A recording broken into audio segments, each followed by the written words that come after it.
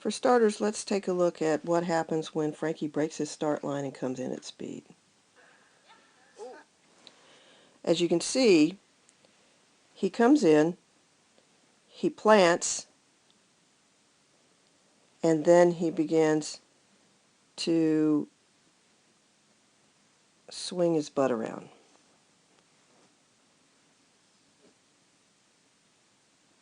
Which is precisely what we're trying to avoid.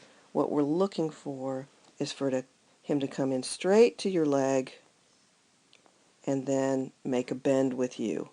And that's the part where we're trying to help them learn how to do that, because obviously they can't physically make a 90-degree turn, but we're trying to get them to come pretty darn close. So let's see what happens now when he holds his start line and comes in with a little bit more control, which is exactly why we do this slowly, to help them figure this out. Now,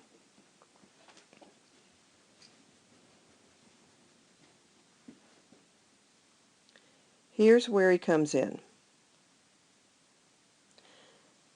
And he comes in pretty straight, but what's going to help him is if you can fix your hand position a little bit, because you're behind your leg and you're high. So we have, instead of a nice straight line into your leg, we've got a little bit of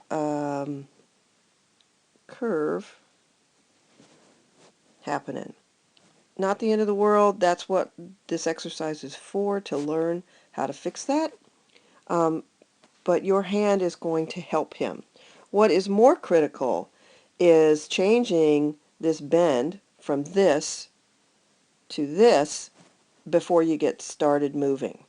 And let's look and see where this bend in his head actually starts, because as you know, you control the head and the body follows. So the first element of getting this bend that we're looking for is to get his head facing in the right direction. So where we need that bend to happen is actually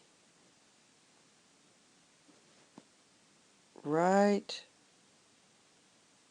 there's where you start moving forward, right there. And look at his head and his body. We've got quite a bend going. So this is the point at which we need to get his little head going that way before you ever start moving.